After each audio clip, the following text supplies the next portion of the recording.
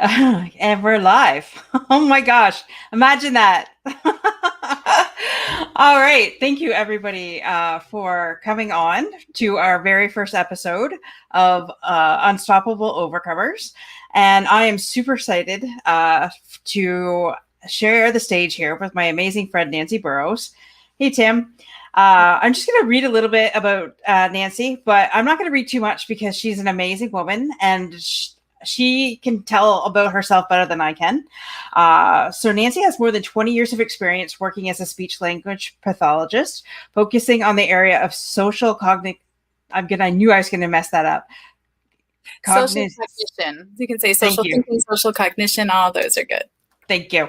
Nancy is passionate about her work, which helps individuals connect meaningfully with others and build community by strengthening communication skills and interpersonal relationships.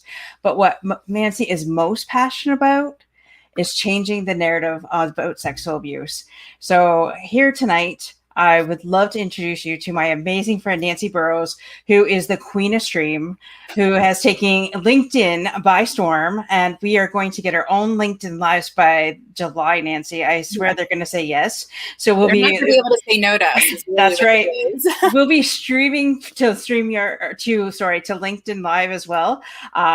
But without further ado, here is my amazing friend, Nancy Burrows. Thank you. What a lovely introduction. Wow.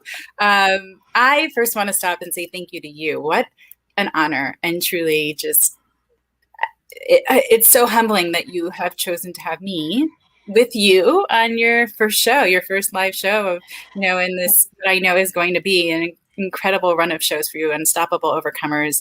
The title says it all. And so thank you, Dorothy, for having me here. And I want to quickly say hi. Thank you, Tim. And Jenny is here. And I saw Carl Sullivan was here and Gina. Thank you guys so much for joining us. Oh, yeah. My amazing friend, Gina. Yes. Hey, girl. And Carl, all the way from the UK. This man is up at 2:00 in the morning to be here with us tonight. So we thank you, Carl. Yes, thank you. Amazing. The communities around us are really amazing. So thank you to you guys. Yes. So Nancy, why don't you tell us a little bit about your story here? We'll start off with that, and so people will understand more about why you're so passionate about sexual abuse. Sure. So before I begin my story, I like to let people know that it's hard to. It's a lot to digest. It's a lot to consume. Most people have not had a conversation like the one we're about to have, and so it makes them uncomfortable, and that is okay.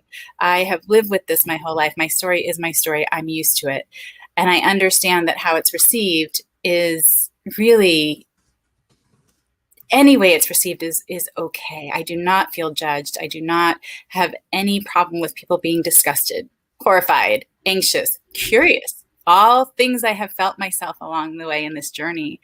But that being said, I was sexually abused by my grandfather until I was 16 years old. And at that time, I had this secret that I guarded my whole life that truly felt like my life depended on keeping ripped from me.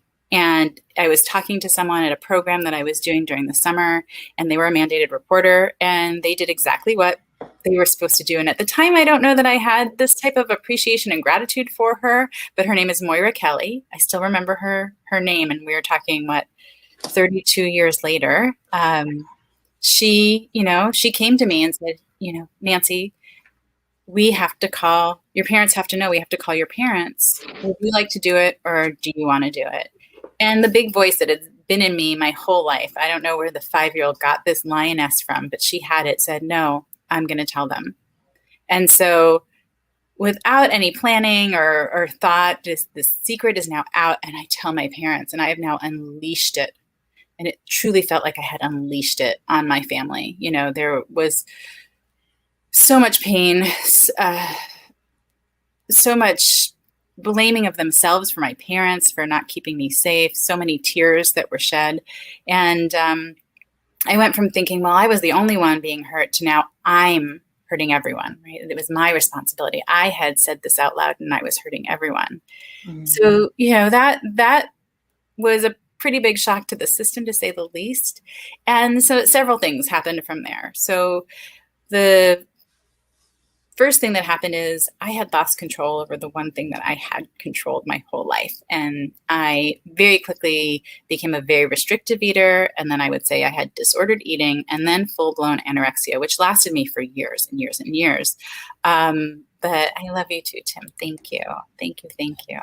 And Jenny, I see you. I'm trying to respond to comments. I'm not so great at this. Sorry. I'm better at it when it's my show and somebody else is talking. But I became anorexic. And at the time, the very clear connection to me was that it was control. What I didn't understand and later learned through my journey was that, it was about hating my body. I felt like my body betrayed me. My body betrayed me because every cell in my body was built to do exactly what it did, sexual touch, pleasure, but I didn't want it. And then when I was older and I did, it didn't do it the right way. Literally felt I was broken beyond repair. And so why would I feed my body? Why would I take care of it? It had betrayed me. And the other piece was I wanted to disappear.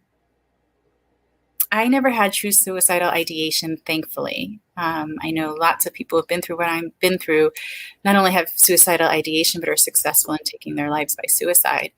But I was okay with getting hit by a bus. I would go to bed thinking, if someone's getting a terminal cancer diagnosis tomorrow, give it to me. I'll take it. Let them live. They want to live. So, now I've got this whole swirl of abuse thing happening. I've got this eating and hating my body thing. And, it quickly became where it controlled me. I planned my day around eating, or not eating for that matter. I planned my day around looking like I was eating when I needed to be eating. I planned everything, so much energy going into that. And it was a great distraction from the pain I was feeling from the abuse. I remember at one point after I had dropped out of college, I was working at a doctor's office in one of the small town where I grew up. And one of the exam rooms was never used. And I would weigh myself in there at least 25 times a day. Wow. At least 25 times a day. I would walk through and set it. And, one of those doctor skills where I could nudge and get it exactly and know. And I remember working and him buying pizza for us, for the staff, for lunch one day. And I can't explain the terror and panic that went through me. To really how do you do this? So, man, the story is compiled, put it on top, which is all really good at pushing down the stuff that I didn't want to deal with. So I'm now in college and I was really great. I am Oscar-worthy actress. I was president of my class and captain of the volleyball team. I did volunteer work for the American Cancer Society. I did all the things that I needed to do to look from the outside like I was doing great. Don't worry about me. I have social friendships. I'm, doing all these things. I'm achieving in school. You do not need to look at me twice. And I moved into college with that same facade. I carried that great charade forward with me. And early in my sophomore year, I had been planning on and working toward confronting my grandfather. And so second semester, I did confront my grandfather, and my mom and dad went with me. And it's a whole nother story. And I'm always happy to talk about it if that's of value here. But it was the trigger for my first major depressive episode. So in 4 years from my abuse coming out, it was definitely rocky. I had the anorexia, I had everything that went on with the abuse, and I had now, confronted my grandfather, which precipitated a major depressive episode, my first of many. It's amazing to me that I can say, sitting here today, that I go long periods of time before speaking about it all the time, I would go long periods of time without thinking about my abuse or my anorexia. This 2 summers ago, I think it was, or summer 2020, I called my best friend, Raquel Boris, and I was reading a book and something about anorexia. It was like a memoir was coming up, and I called her and I said, oh my gosh, I totally forgot I was anorexic. Did you remember? And she's like, oh my God, you were. And she starts listing off all these weird food things that I would do. But the fact that I would get to a place where I didn't identify with being the girl with anorexia. I don't identify as being the person who, was victimized, who was sexually abused. I I acknowledge I'm a person who experienced sexual abuse. There's no denying that. But moving forward, the thing that I struggle with most is my depression. In that sense, I am very human, like everyone else. It's, Right. sure, I've had these other things and I've stepped into gratitude with them after a lot of hard work. I think it's unfair. I sit here and I talk about how I survived and I thrived and look at me, I'm successful and I'm out there changing the narrative on sexual abuse. Gung ho, here we go, follow me, right? Right. And if I was myself in my 20s, I would have hated me watching me speak. Right. Because she and I had nothing in common. I was in the depths of it. I had dropped out of college. I was living at home. I went to therapy 3 times a week individually and once a week group. I was suffering. I was in that place of rolling up my sleeves and starting to dig in. Mm-hmm. And this pretty picture at the end meant nothing to me at that time. So I'm very conscious of speaking about the ugly in between. I think it's hugely important. I think it's some of the greatest value of my story is in there talking about the ugly. Because that's the reality of it. That's the real. That's what people who are out there who have had experiences like mine can relate to. That's why I can have a conversation with someone who's had this. And I don't just come from a place of like, I understand. I can come from a place of, I know. Right. So when you want to say things like sexual touch and pleasure were part of your abuse, I'm not going to judge. I'm not going to be disgusted. I'm not going to be horrified. I'm not going to have all these questions of, wow, it went on till you were 16 years old. Why didn't you just say no? Why didn't you just tell someone? I was 16. I knew better. I knew that it was wrong well before that. But those weren't options. They never were things I considered. I didn't even know I could. So I just want to say, I think when people say that, it's like because they've either never been in that situation. Because why would you even think that? Like, why would somebody even think to say that? Like, but what really amazes me is, I know the first time I heard your story, you had said that your parents were extremely supportive, and I couldn't imagine being a parent that, my child just came to me and said that, she was sexually abused by one of their parents, and to think, number one, that would be devastating as a parent, but to fully acknowledge what happened and get help for their daughter. That's truly amazing. So I really have to give kudos to your parents and for them to, be alongside with you on this journey as you're speaking out, instead of hiding it, because there's a lot of people that have gone through this and they're hiding and they don't know what to do. And they're so full of shame, but they won't tell anybody. And it's important. And that's why I started this, because I want people to understand that the things that were taboo before are not, like, things are opening up. Depression is one of them. No one used to talk about depression. I mean, I lost an uncle due to suicide on Christmas Day 23 years ago. So we never talked about it. We swept it under the carpet and away we went, and we never talked about it. It's funny because you were anorexic and I had the opposite of being extremely overweight and bullied with my weight. And okay, so please forgive me for this, but I used to think those skinny chicks were like just really bad bitches. And when I looked at a skinny chick, it was like, oh my gosh. But it's always true. Like, I used to work with somebody.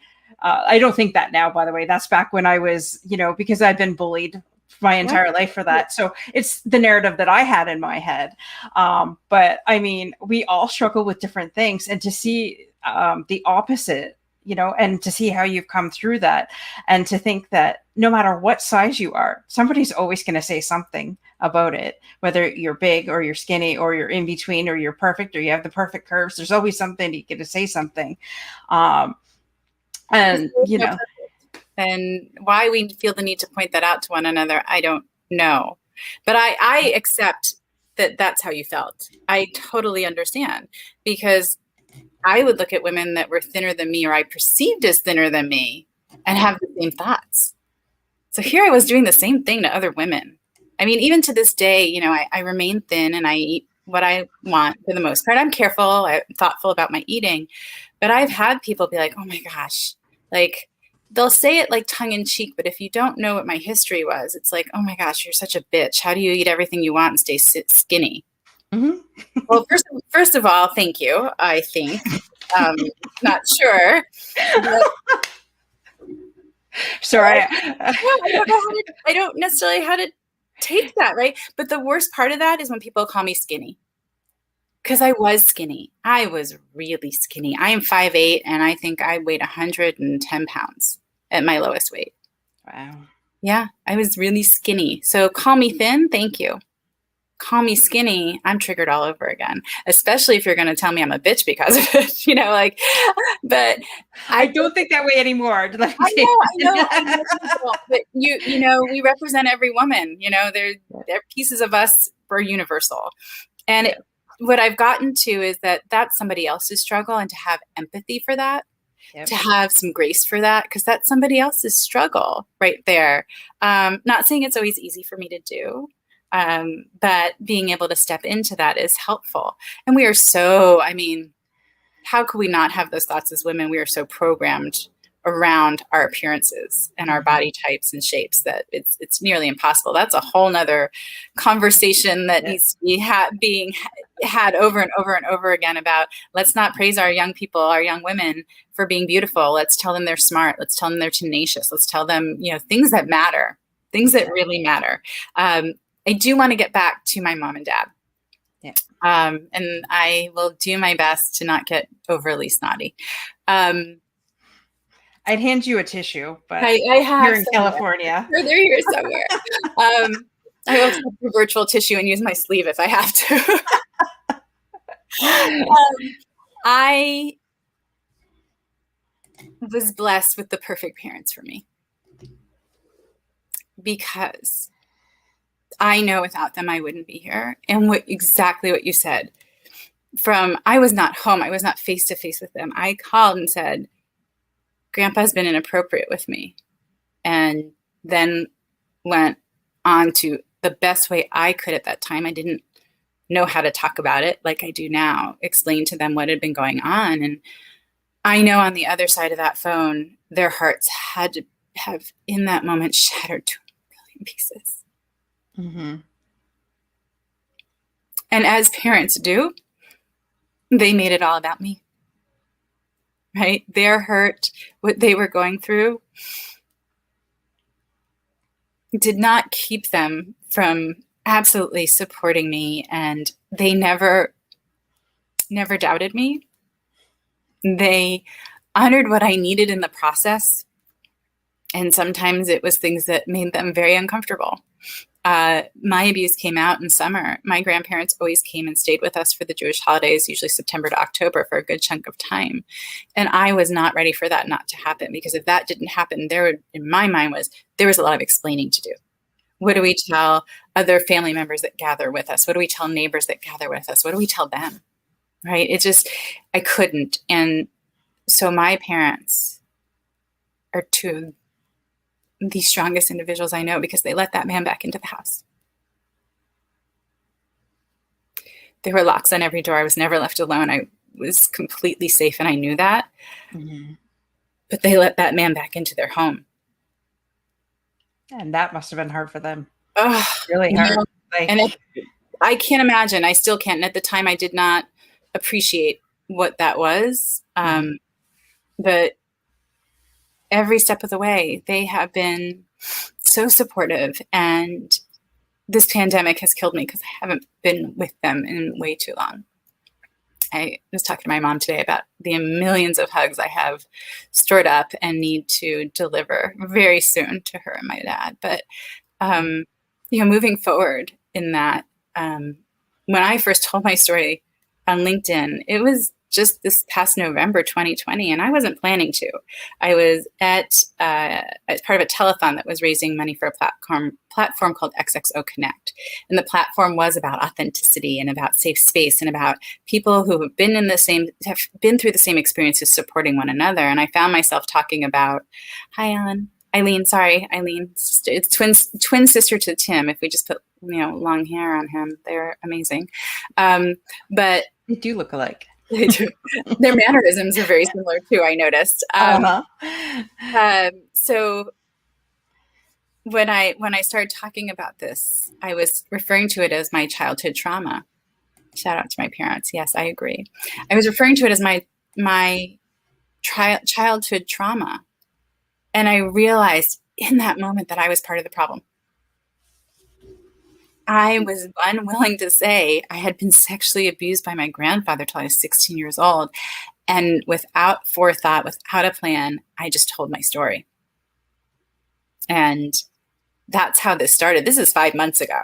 So, your comment earlier of taking over LinkedIn, I know we say kind of like, or taking it by storm. I know we say that tongue in cheek, but I have to pause. Right. I have to pause and say thank you to everyone who has supported me along the way, because that's what's propelled me and has given me the opportunity to be the woman changing the narrative on sexual abuse, to have platforms and places like yours here to tell my story, to reach people who need to hear it, to change how we're thinking about it, to, tell people it's okay to be 1,000% who they really are and authentically step into themselves fully.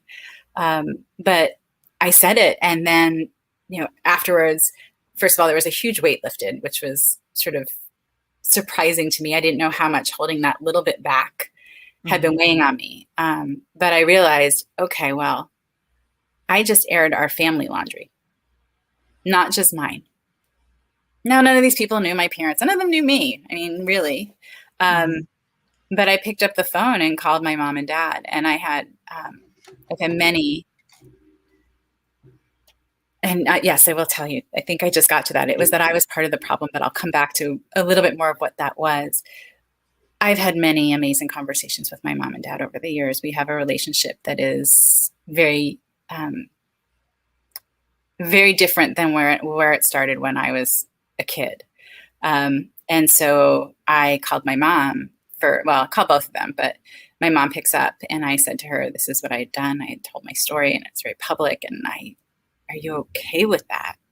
And my mom, through tears, told me how proud she was of me and that it was my story to tell, and she hoped that I kept telling it. But the part that brings me to tears is, talk about from a parent. She said, I was so worried you wouldn't make it. Wow. And she never said, I might cry here. Yeah, she never said that before to me, And she cited a time where she went to therapy with me, and I literally 5'8", curled into a tiny little ball, put my face first into the sofa in the corner, and sat there like that for 50 minutes without moving a muscle. And the second that this is my court-ordered therapy, the second the therapist said, okay, we're done, I stood up like I am now. And my mom said that scared the living shit up, because she had always seen this, and she had never seen her daughter do what she had just done for the last 50 minutes. And she said she was worried I wouldn't make it. So that was huge for me. And of course, the conversation I had with my dad was my dad. And I said, you're okay with it? He goes, yeah, if people want to come to me and be like, hey, your daughter's doing this, I'll tell them, yeah, that's my kick-ass girl. That's so funny, because that's something my dad would say. I told my parents that I was writing the book about, I wrote a book about my life story as well. And a lot has to do with their being unhealthy and, chronically ill and dealing with things like being bullied and low self-esteem. And I didn't even tell my parents when I was in the abusive relationship about what I went through, until after. And because we want to protect our parents, right? We don't want them to have that. That's, to me, that's what I've always done is try to protect them. So I didn't even let them read the story before I published it and it went public. So I gave my parents a copy of the book, and my mom so I was like on pins and needles. I'm like, well, what do you think? But it's kind of too late because it's out to the world right now. And she's like, and she surprised the hell out of me. And she said, well, that's your side of the story, and I'm like, you're not mad? She goes, no. And I was like, wow, because like I shared the deep moments, like after her heart surgery and just being so terrified that she wouldn't wake up. and, sharing the different things. But it's amazing because my dad's like, that's my girl. And my mom just like, keep on going. And they're both proud, but you don't know how they're going to respond. Right. Because, and talking about my uncle's death, like, I can say it like it's almost nothing right now, but I mean, for years it was devastating. But people don't talk about it. And that's why we're out here talking about this stuff, because people need to know that they're not alone. And for me, I don't know about you, but for me, going through those moments, like moments of depression, like you said, especially when I was going through the abusive relationships, and I felt so alone. And there were many times I'm like, how can I just end it? If I run into a tree hard enough, then we'll be out of here, and I don't have to put up with this anymore. But there was always something stopping me, because I knew that my life was meant for more than that. And just really filtering in on that. And I think that's why we're here, sharing our stories, telling our truths. It resonates so deeply with me, Dorothy, because again, it's that there's always a sense to me that my story was bigger than me, right? Because otherwise, why did that 5-year-old fight so hard to make it to 6 when she knew nothing was going to change, to make it to 7 when she knew nothing was going to change, right? There was just always this drive inside of me because it was bigger than me. And why do I tell my story? Because I can, and it makes a difference. There are a lot of men and women, again, things I want to point out. This is across cultures, continents, communities. Gender does not save you from this type of trauma. Men and women experience sexual abuse and sexual trauma. But there are a lot of people who experience what I have experienced and don't make it. Yeah. And maybe they survive, but they are just doing that. And so because it doesn't feel scary to me to tell my story. It doesn't feel brave, which sounds like arrogant in a way, but it doesn't. It feels exactly like what I'm supposed to be doing. It propels me forward. It energizes me in a way that nothing else ever has. Exactly. Yeah. So that resonates so deeply with me that it's a bigger purpose, and we need to be out here talking, because yes, somebody is out there that heard me speak and say the thing about sexual pleasure and exhaled, because that's a terrifying thing. Yeah. When you're a kid, or when you get to the age as an adult and you haven't told anyone, because that's part of your story. And it's so shameful and so painful. And we're so not talking about it, that how would you know that anyone else had the same experience? Yeah. How would you know that you could say that to a group of people who've had the experience, and we'd all go, yeah. Exactly. And that, sorry, go ahead. I didn't mean to cut you off. No, that's okay. So are there different types of coaching and stuff that you do now to help other women or men that have been sexually abused? Because I mean, I know we're out here talking about it, but is there different programs that you offer people for that as well? I do. I'm not a therapist, so I'm very careful to say, like, a mental health professional is always a part of the picture in the healing process in one way or another. People don't necessarily always need therapy, but I think it's important to me that someone has someone they can reach out to, right? Because I don't have that skill set. So yes, I do what I lovingly refer to as mastery coaching. And it's not just for people who've been through abuse, because a lot of it is using the light work I do and the energy to get that flowing and not stagnant anymore, to allow that to be, to go back and sort of process what was for our younger selves, and not use our adult self to judge that small being and think that person should have known better, when it took me, 30 some odd years to gain the skills I have now. And so in the coaching that I do, there's, a lot of helping people be present. And one of the things that I think I do differently than not maybe other coaches, but then we're sort of universally taught, oh, you feel angry, so take a few breaths, like, calm down. No, I don't want you to take a few breaths and calm down. I want you to stay in the anger. I want you to process this anger. I want you to process this fear. I don't want this to be something that you're outrunning forever. Let's sit with it. Let's have a conversation with it. What is this about? What do we need to do here? And so again, while it is something I do with people who have had my experience or any traumatic experience, the reality is there's a lot of us living in a fishbowl at different points, where we're outside of it. I was in the fishbowl for so long. I could see everybody happy and having fun, and I wanted to be a part of it, but I couldn't get out of my bowl. I couldn't. I had no idea. So yes, in the coaching that I do, I always say, like, mastery coaching, because I can impart wisdom.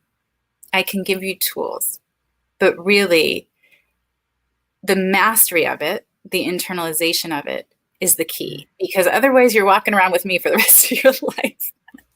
Exactly. People don't realize that they need the healing to get past the situation.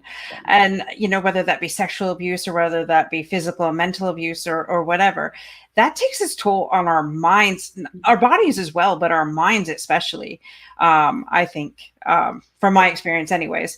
But I mean, and people bury their emotions so deep. It's like they just try to function instead of, having the life.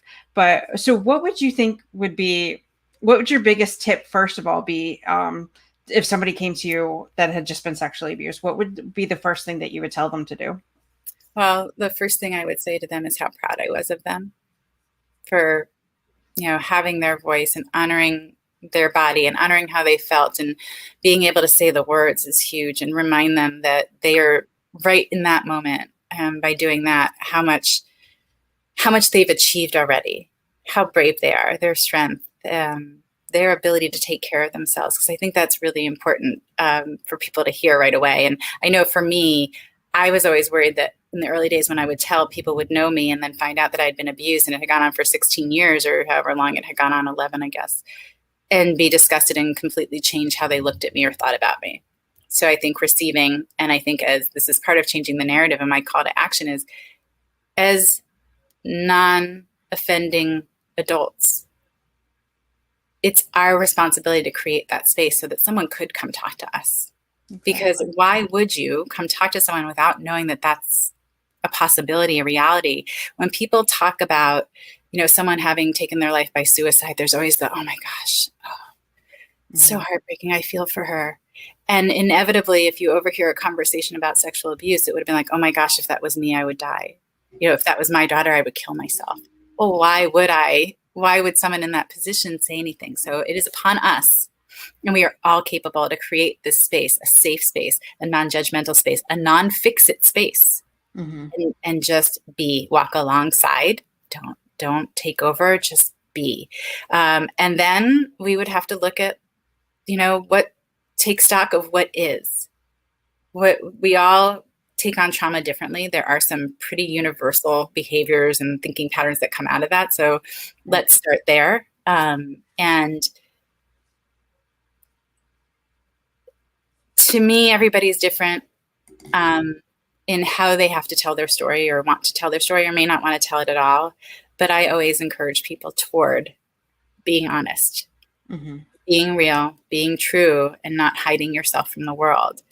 Not before you're ready, but that being your ultimate goal. Because living with secrets, you said it, it's heavy. It's exhausting.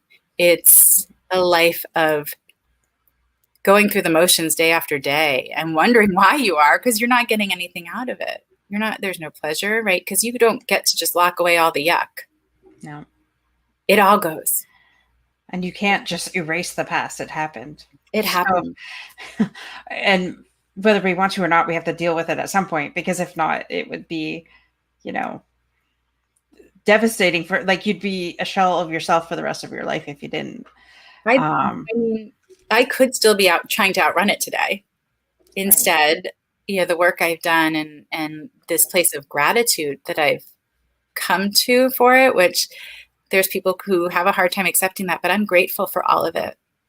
It has taught me so many powerful lessons. It has allowed me to be here speaking about it. It has allowed me to reach people in a way that I never would have been able to before, and be a catalyst for change. So I got grateful, and I learned to, instead of outrunning it, invite it to walk alongside of me, because there are some really valuable pieces of my journey that I want to bring along with me. Right. So I'm not looking to forget my past, but what has happened is in my history book, my personal history book, I can turn that page without the pain I used to feel. Right. I can turn that page and look at it objectively and with gratitude. Thank you, Tim. Thank you. And, for everyone who is commenting and encouraging and supporting, the reason I tell my story, the reason I can tell my story is the space that you all create. You make it safe for me to tell my story. You make it a place where there's value in telling my story. So thank you. I appreciate all of you, because without that space, without you, I wouldn't be telling my story. I know that 1,000% that would not be happening without the people in my community who, not just today, but throughout, have shared the journey with me and been there for me and championed for me and held me up when I couldn't hold myself up and cheered with me when there was time to celebrate and all of that great things. And invited to walk alongside you. Yeah, I had to. There is so much love in my community. I'm so grateful. So grateful. What do we do? Do you have another question? Because I was going to. Yeah, sorry. I have 2 questions. I'm writing this down as you're saying this. There's 2 questions that popped into my mind. Yeah. And so the first question I had was, what, as a parent that's out there listening right now, that has a suspicion that their child is being sexually abused, what are the things that they should be looking for? And again, every situation's different. I totally get that. But as somebody who has, suffered from sexual abuse, what are those things that parents should be looking for to say, hey, I think something's happening with my son or daughter? And number 2, how has, and you might not want to answer this, but how has the abuse affected other relationships in your life? So Absolutely. Those are the 2 questions I had. I'm going to do number 1. You may have to remind me about 2, but I'm very more than happy and very comfortable talking about that. And I think it's an important question. Okay. So there are the classic signs that we're told to look for. I didn't exhibit many of those. Maybe I did when I was younger, but as it went on, right, I got much more skilled. So you want to look for hypersexualized behavior, things like kids touch themselves, but they typically will not continue till orgasm. They don't even know that's a possibility, right? That's something that they've learned from somebody else, typically. You want to look for sudden changes in personality and mood, right? If something's happened, often kid will, be carrying that with them, and they will feel, look, and seem different, act differently. I happen to have learning challenges, which maybe I would have had anyway, but I know in 4th grade when my grandparents came to visit us, my grandmother fell and broke her hip, and my grandparents moved in with us for an extended period of time. And I happened to be in 4th grade. And 4th grade never happened. I do not know all my times tables by heart. I do not do fractions. I do not that was gone. And so for me, one of the signs was a learning disability, that was trauma brain. I do have a learning disability on top of that, but trauma brain was definitely in effect.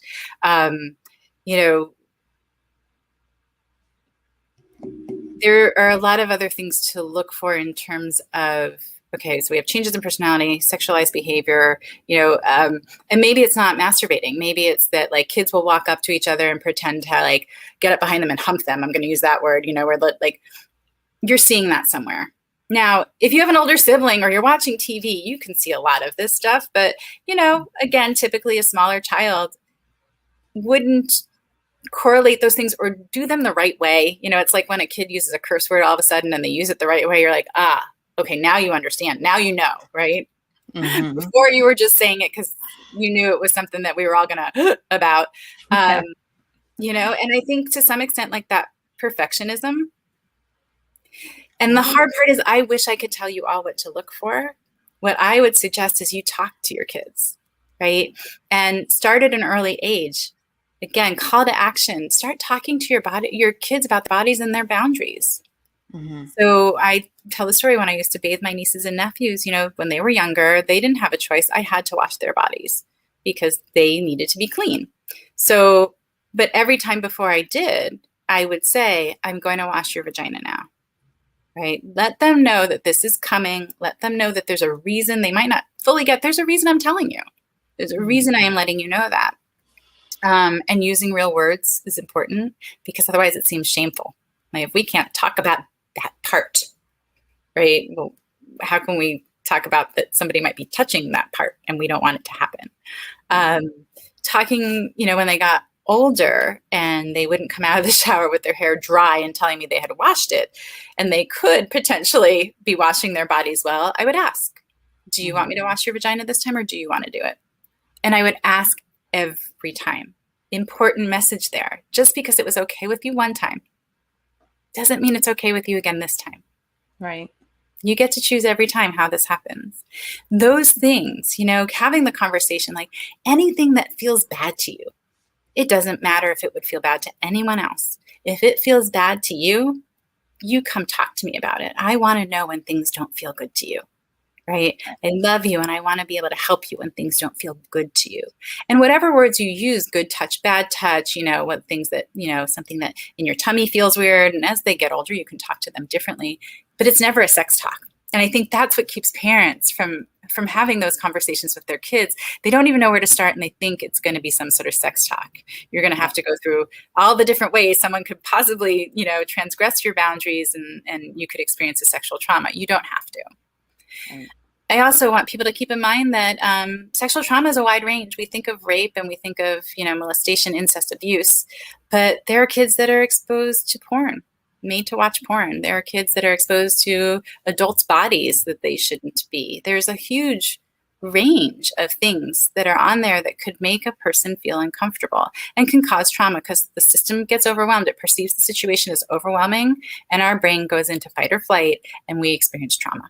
Right? We don't see a way to handle this on a level that we can manage, and our body goes into action. Right. The other thing is talk to your caregivers.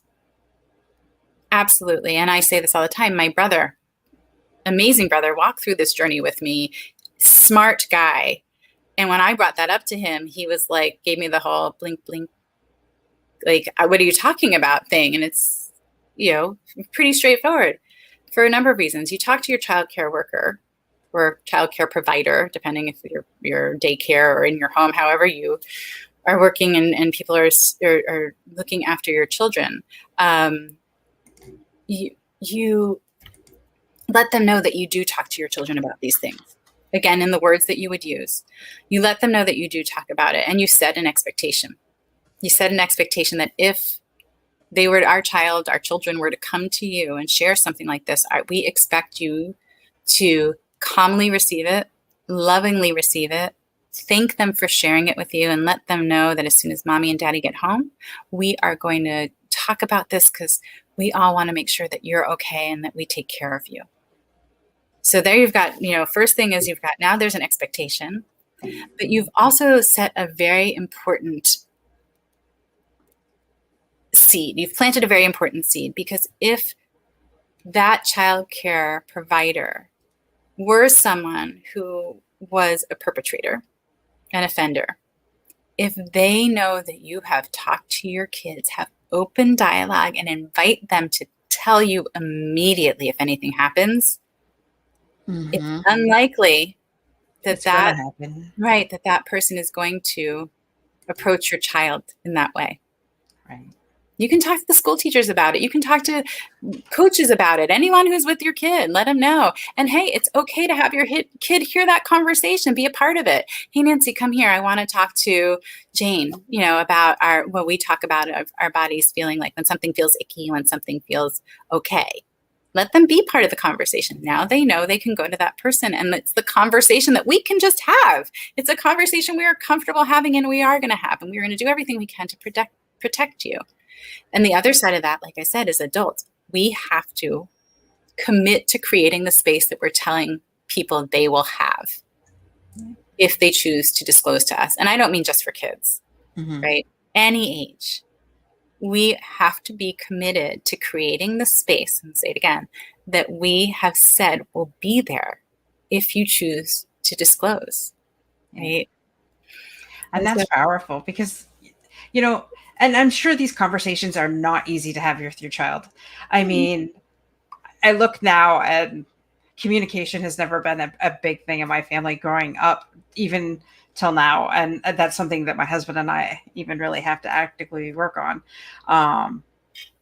But those conversations are tough, but it's something that we still have to have. And once you have those conversations, I think it gets easier and easier and easier.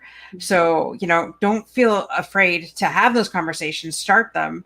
And then that way your kid knows, number one, they're safe and it's a safe place and mommy and daddy's not going to judge you. And, and that's what it's all about, keeping your child safe and having that safe environment. And I think some people don't have the conversation because if you haven't had the experience, haven't talked to someone who's had the experience, don't hear it on the news, it may not be something you think about as being relevant to your world, to your children, but it is. You don't think you know somebody, but you do. Yeah. Statistically, you do know somebody who has experienced sexual trauma, sexual abuse, sexual assault.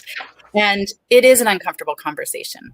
And if you think that's an uncomfortable conversation, I'm going to bring back to everyone's mind my mom and dad when they had to hear it from me at 16 years old.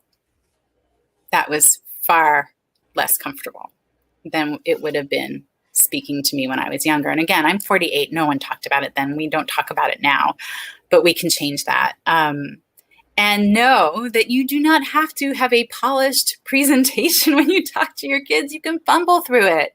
And just start. Just start and be like, wow, this is harder for mommy than I thought it was going to be, because I think about someone trying to hurt you and that really upsets me. Yeah. Right. And it upsets me because I want to take care of you. I would never be mad at you. Right. Again, I wouldn't be blaming you.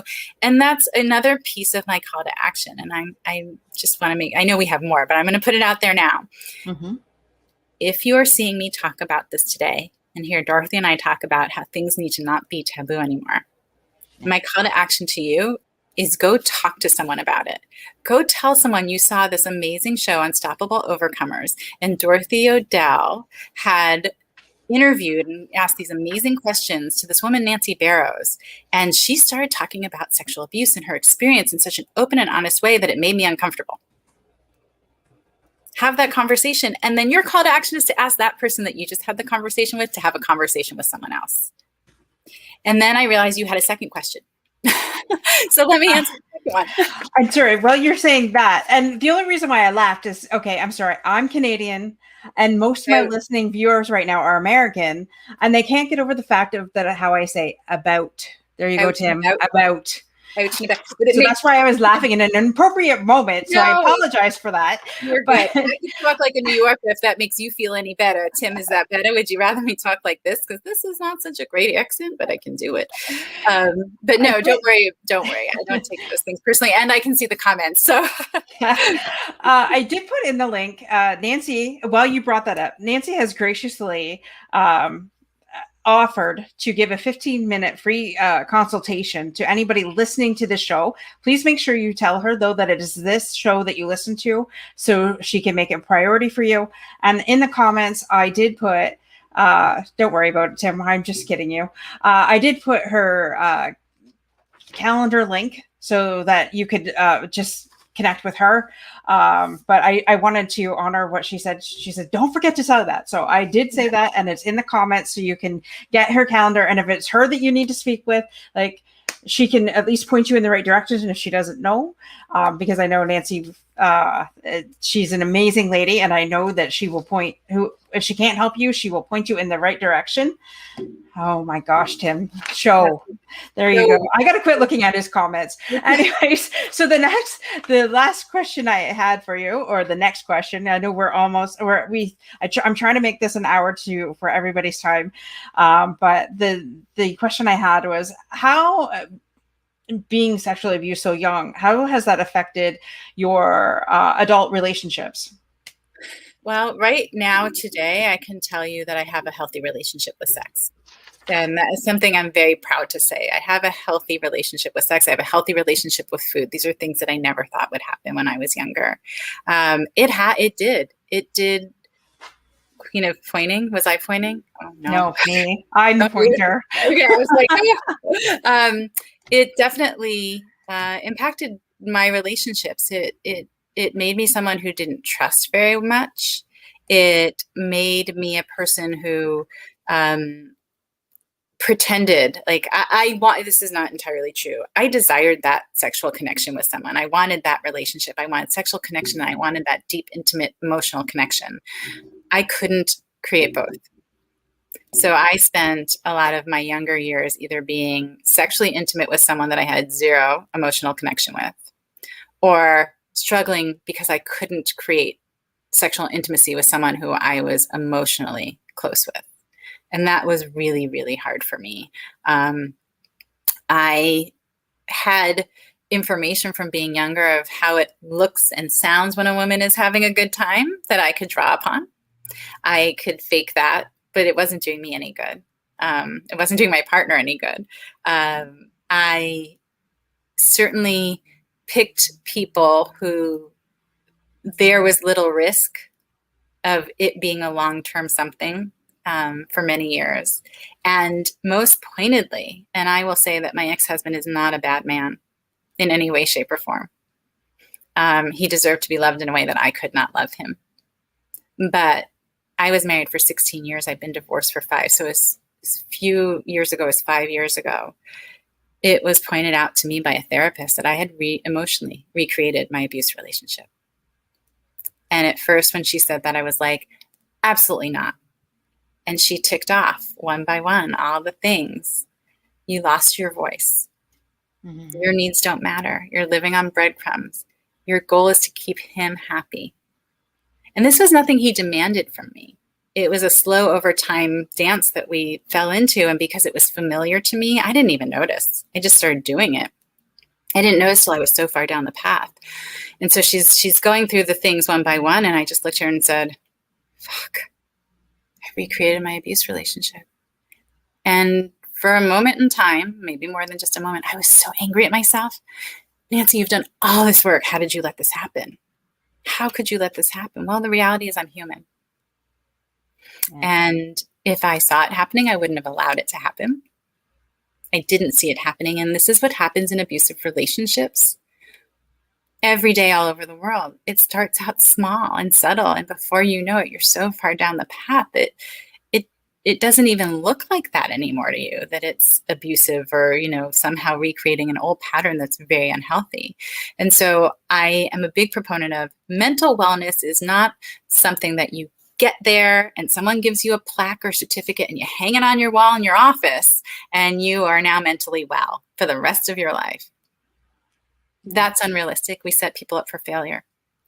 I'm not happy every day of my life. I cannot choose to be happy. That is one of the things that drives me crazy when people say choose to be happy. If I could choose to be happy, there would have been a lot more days that I actually showered during major depressive episodes and ate and talked to people.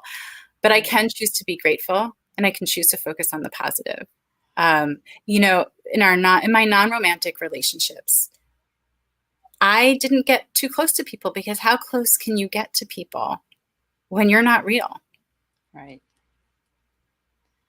I didn't start developing deep, lifelong friendships until I was in college. And I started sharing my story with people that I wanted to have closer relationships with as friends. Right. I just jumped all over the place, but I wanted to make sure I answered that question so I don't remember where I came from or where I'm going, but it definitely impacted my relationships. And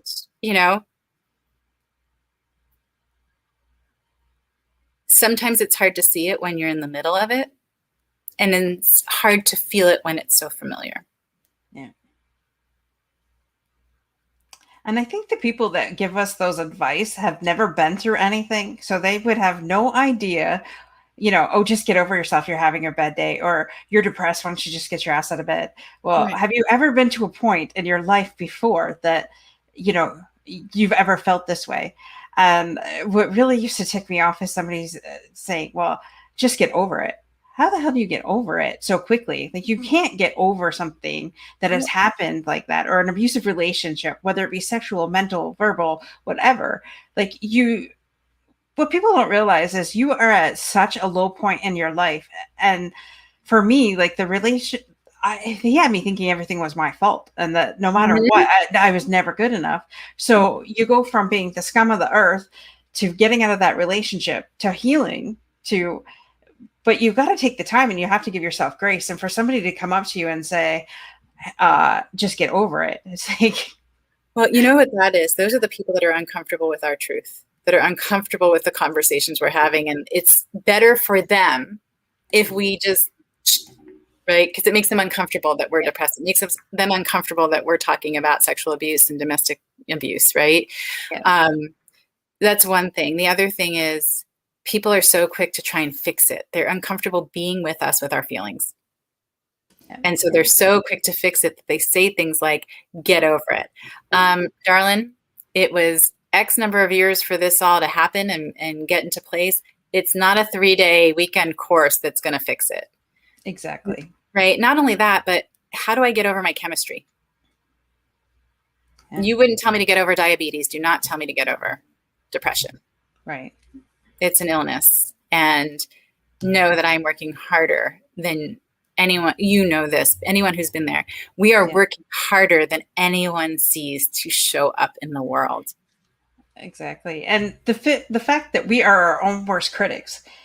Like, you know, when somebody tells you something about yourself that, or something about you that, whatever, they say something and you it's nothing that you haven't already said that's worse about yourself. So, you know, these people that are, you know, want to point fingers or something like that, see the pointer, sorry. I'll sit on my hands now. You know, if for me anyways, I've my own worst critic and I will doubt myself and redoubt myself and think a conversation over my head and beat it to death, but it doesn't serve a purpose for me. So I've learned, you know, not to do that. And it's funny when you said you created your abusive relationship with your then husband, and I can see how easy that is to fall into that trap, because sometimes I see myself with my marriage and I'm thinking, whoa. So when I identify it, I immediately stop it. I apologize to my husband and say, whoa, I'm like sorry, like, you know, it was a trigger from Right. before. And sometimes you really have no idea that you're actually doing it. But now that you said that, I'm like, oh, yes. Right. Those grooves in our brain are deep, and we can train ourselves to think a different way. And it really does change over time, right? Right. But there are moments where we drop into our old selves, and I like to call those my opportunities. Yes. My opportunities to be aware, recognize, to call on skills that I have, to remind myself that I can. And they are powerful. Those moments, those triggers are powerful for me because I choose to look at them a different way. Now, does it not mean I don't have an inner critic in there who likes to tell me all the things I'm doing wrong and bad and no, bad Nancy, bad Nancy? Absolutely. That critic is in there. But what I had to do in part of my therapy and work was look at the voices in my head, and I named them all. And what I realized with my therapist is I didn't have anyone in there cheerleading for me. There wasn't one person who was rooting for me in my head. Right. It was a whole cast of characters that were ready to step up and tell me everything I was doing wrong, every flaw that I had, everything that I, you know, they were ready, but there was no one over on the other side that was like, no, wait a second, look what you know. And so that was big for me to develop that and move to a place where I can speak to myself in a more gentle, self-loving way, or at least stop and recognize that who's driving the bus is not the person. They don't have a license. They should not be driving at all, you know, kind of thing. Yeah. And I so appreciate you sharing your vulnerability, right? Not only about the abusive relationship, but that you can say that today you find yourself doing it sometimes, you know, but again, opportunity. It's been a week of triggers. So trust me, it's been a week of triggers and growth every day this week. Both shows I was on with Jen this week, it was like aha moments, and I'm on my path I know I'm on my way for another huge breakthrough because it's like I'm digging with the shit this week. I don't know about you. Mhm. I don't know if it's a full moon. I don't know what it is. I'm sure I'm not the only one that's had it. And as an empath, I can feel everybody else's energy, and I'm I'm the same. tired. Yeah, I'm tired, and it's funny because I feel everyone's energy as an empath, and I ask the people in my life that I love, like, "Hey, what's going on? Are you okay?" I actually just had this conversation with someone this morning. No, I'm fine. I'm just tired. Bullshit. And I'm tired of feeling this for you. So can we talk about this? Like, I'm in this with you. I know you're not okay, and you can say you're fine, and that doesn't keep the secret. So I'm that I'm that empath that's a little annoying because like I need to get some sleep, so we need to talk. You're keeping me up at night. Oh, Miss Gina's had a crazy week as well. Uh, I've heard some of her stories, and yes, her company's retraining everything and new computers, new IT, new everything, mm. new training, and I feel for you, Miss Gina. Well, Gina, make sure that voice in your head isn't telling you things that aren't true about, why you can't do it or how you are, whatever your word is. I like to put STOOPID in mine because I don't like to say the word stupid, but I will be like, oh gosh, you're so stupid. Why can't you figure this out? Untrue. It's a change. It's a change and an adjustment, and we're learning. Wine is fantastic. Girl, we have a date Sunday night. So. Cheers. Cheers to that. And I will say people do use alcohol to escape, and that's not what we are talking about here, right? We are talking about a friendly glass of wine. But, I use the being busy all the time thing to not have to deal with my stuff. Yeah. So when I start being busy all the time, I have to really be like, okay, why is this? Oh my gosh, Gina, can I tell you, I am planning a show series. I don't know exactly what it's going to be. Book. It's got all the potential. That is actually entitled "The Lies We Are Told." Oh, I was thinking the lies we tell ourselves. Well, it's in there that we tell ourselves. We're told them, and then we tell ourselves That's those awesome. lies over and over again, right? Mm-hmm. It's the simple one of like choose to be happy. Like, and what is happy? And is my goal happy? My goal isn't happy. My goal is actually content. And content doesn't mean I stop striving and stop being ambitious and stop getting my voice out there and never shut up again.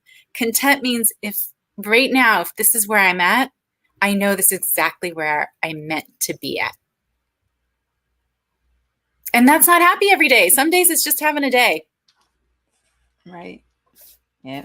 Well, we're speaking of shows, and I know we're almost out of time here, but I want to give a shout out. Okay, so Nancy's on a lot of different shows, but I'm going to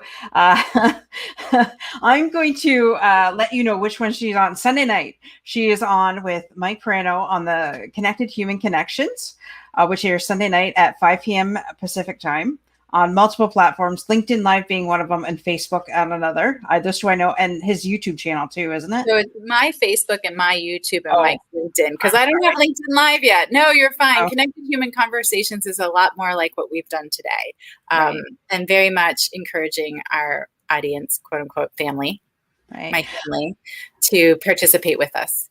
Nancy is everywhere. Yes, Nancy is everywhere, but that's why we love Nancy. She's also on the Islands of the Misfit Toy Show. Oh my gosh, people, if you have not, that is my Thursday night. Okay, so wine might not fix everything, Nancy, but every Thursday night I have a glass of wine or a light cooler, and I sit and watch you guys every Thursday night. And so that airs Thursday night at 5:30 Pacific time across multiple platforms as well. Also, I know you're on the show with Brian Schulman, the crazy wackout one, the Saturday morning voice your vibe. Yeah, so I'm actually doing 2 shows with Brian now. I'm not doing them; they're his shows. But yes, I have become a fixture, we'll say, for 4 hours on Saturdays, and it is a wacky, crazy, feel good, positive vibe. Come Right. literally dance with us. Right. And that is Social Saturday. distancing on the Tim dance. Dancing. We might do the Tim, a whole thing. And that's the dream team. Let's talk about that. Brian, Tim, and I, we affectionately refer to ourselves as the dream team, and it's because we so enjoy working together, and we work so well together. And so Saturdays, that's from 9 a.m. Pacific Standard Time to 1 p.m. Pacific Standard Time. And then Wednesdays, I have also made myself a resident over there. He's got his What's Good Wednesdays, and that's Pacific Time, 11 a.m. And those are such good balance for me. Oh yeah, you got a great screenshot of us sharing a brain. Can you put it in comments? I don't know if you can. We all share the same brain, and somehow between the three of us, we're still short somehow. But these are great balances for me, because the conversations that I'm having are intense, and I can find levity in them, but the reality is they're intense. They're a lot to digest, and they're big, big topics. And then I can come Wednesday and Saturday, and I get to be the goofball that I am, right? I can be serious, but I spend a lot more time up here. I danced like a maniac for 20 minutes on screen last night at International Dance Day, and I'm sure there's video of that will come back to I won't say haunt me, because I will welcome it, but we had quite a extended dance. What would you call it, Tim? I don't know, dance party toward the end of the show. But those are the places where, again, I get energized from knowing that I'm helping people in all of these places, but the positive vibes that I get back, that energy that you get back, and I know that is being received by others, that's pretty powerful stuff. So yes, come Wednesday, Island of Misfit Toys, with or without your glass of wine. Amazing humans, great conversations, usually some things to laugh about, I will say. We have a lot of humility about who we are. We know ourselves pretty well, and we call each other out. Sundays, connected human conversations. Again, really important things we're talking about, things that I hope are relatable to people, especially in this last year and a half. We've all been going through quite a bit, and we are experiencing some universal things together. And so it's a place to gather and really support one another from that place of community. And then shout out Saturday and What's Good Wednesday. I have screenshots. Yes, you do. Okay, good. That's awesome. Well, Nancy, I just want to thank you so much for coming on the show tonight and sharing your story and giving lots of encouragement and tips to our listeners tonight. And, it's been an absolute pleasure to know you. I've only known Nancy for a couple months, and it seems like forever. And the first time we talked, it was just like, wow, it's like we connected as friends just like that.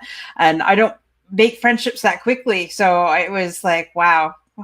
Totally awesome. So I thank you. And is there any last tip or anything that you would like to say to our listeners? Well, I want to say thank you to you for having me, and know that I am a huge supporter, and I know that what's coming up for you is bigger than you've even imagined for yourself. And I'm so excited to celebrate that with you.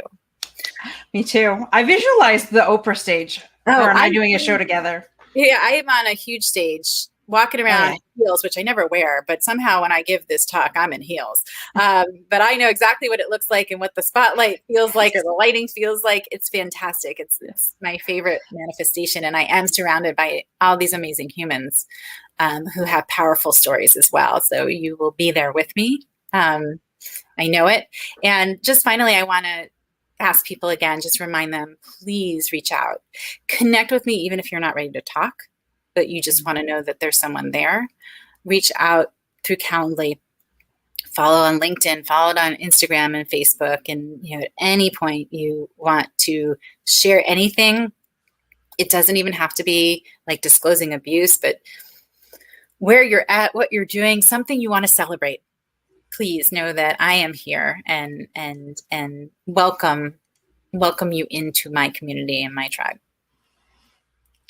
Thank you so much. And as we're speaking of this and putting things out there, okay, so I wasn't going to say nothing, but because I liked how you ended that, but I was given a prophecy 10 years ago,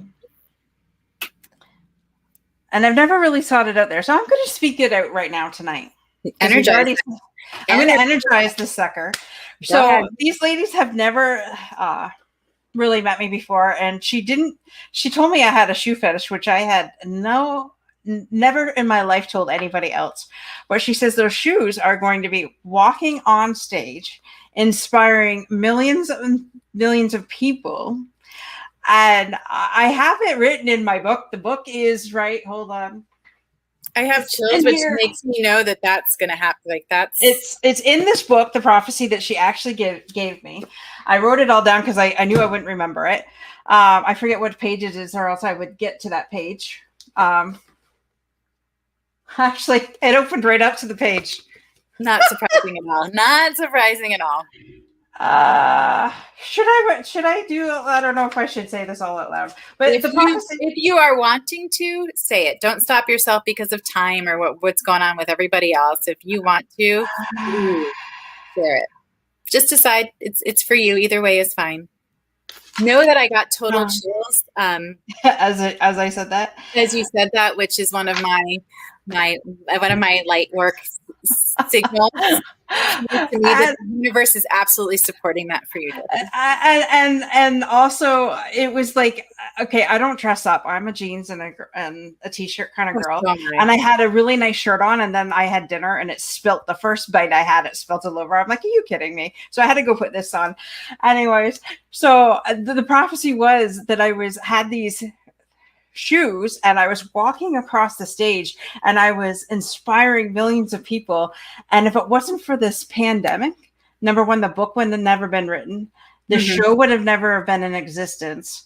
And the dream that I just spoke about would never have even been put out into the universe for people to even surround that with.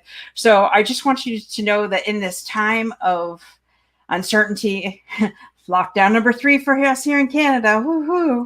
I have American friends calling me and messaging me, hey, is there anything I can send you, since I know you? Pot's legal. We can smoke all the pot we want, but we can't buy our kids clothes. Imagine that. I put that out there. This is April 30th, 2021. And in Canada, you can smoke pot and get high, and it's illegal, and it's legal, but you can't buy your kids clothes. Anyways, how messed up is that? But anyways, that's where we are nowadays. And I truly believe that you and I are here for a reason. We're sharing the story, we're inspiring others, and people I know that people are not feeling alone anymore, that that there's people to reach out to, myself, you, everybody that is a part of our community, and we have such an amazing community. So I again, thank you so much, Nancy, for coming on, and I love your chills. And that's one of my signs. When something, and the universe is letting me know to let you know that it is conspiring with you on that one. And it's funny because I walk the stage together. Yeah, exactly. From the chaos of this pandemic came calm, and I was lucky to not experience the worst of it. But my path was drastically altered in a very positive way because of the pandemic. I wouldn't have had time for LinkedIn. I wouldn't have been speaking. I wouldn't have been doing what I'm doing now. And yes, there's the walk on the stage in the heels with the suit, but there's also, and this is important because you say you don't get dressed up, there's the jeans, the t-shirt, the blazer, and my white tennis shoes. Because if I stand up there and speak, Mel Robbins and Rachel Hollis have the same stuff. And look how successful they are. Yeah, I mean, there's a stage that I walk across in heels and a suit. Oh. I don't know which one that is, but there's also many that I walk across in jeans, clean white tennies, and if I could wear just the wife, I hate the tank top. We have that horrible saying, the wife beater, which is terrible. But a tank top and a blazer, navy blazer, and tennis shoes, because I'm going to be comfortable. And actually, Dorothy, I want to thank you, because that's a phrase that I always start to say and I've always hesitated on because I don't like it. But keeping in mind there's a human at the other end that receives that is really important to me, and will help me be better at that. Right. And hopefully our listeners have learned something from tonight and given a little piece of hope, and I just feel I know that we've at least reached at least one person out there. I'm just believing that we have. And thank you again for sharing your story, Nancy. And as Tim wants me to say, peace out, yo. Have a good night, everybody. Bye, Thanks for everyone. joining Thank us. you.